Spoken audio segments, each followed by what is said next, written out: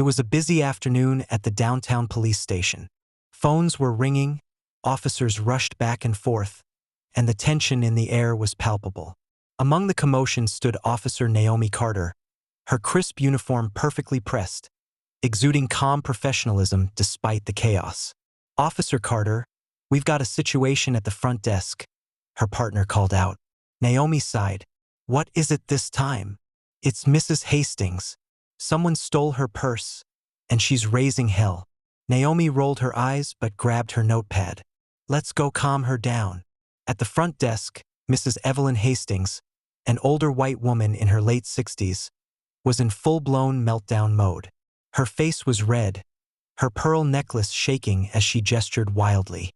"I demand to speak to someone competent," she yelled. "This is outrageous." Naomi stepped forward, her voice calm and steady. "Good afternoon, ma'am. I'm Officer Carter. I understand you've had your purse stolen." Mrs. Hastings turned sharply, her eyes narrowing as they landed on Naomi. "You're the officer they sent?" Naomi kept her composure. "Yes, ma'am. I'm here to help." "Well, I was hoping for someone more experienced," Mrs. Hastings muttered, her tone dripping with condescension. Naomi raised an eyebrow but said nothing. She had dealt with this kind of attitude before. Naomi began taking down the details of the theft. "Where were you when you last had your purse, ma'am?" "I was at the coffee shop across the street," Mrs. Hastings said. "But what difference does it make? You probably wouldn't understand." Naomi paused, choosing her words carefully. "I assure you, ma'am, I understand theft cases very well. Now, can you describe the purse?" Mrs. Hastings scoffed. "It's a Louis Vuitton. Not that you'd recognize it." Naomi's pen hesitated for a split second before continuing to write. She refused to let the insult faze her. Mrs. Hastings leaned in, her voice lowering but still sharp. "I just don't understand why they let people like you wear that uniform."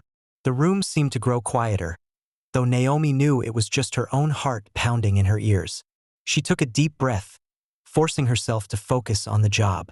"Ma'am, I'm here to help you. Let's stick to the facts." Naomi quickly got to work.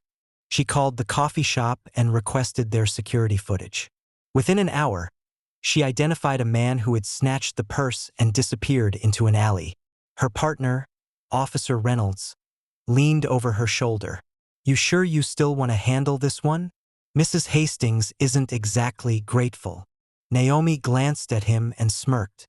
"Gratitude isn't why I wear this badge. Let's bring her some justice." They tracked the suspect to a pawn shop where he had tried to sell the stolen purse. Naomi and Reynolds apprehended him without incident and retrieved the bag, still intact. Back at the station, Mrs. Hastings was pacing in the waiting area.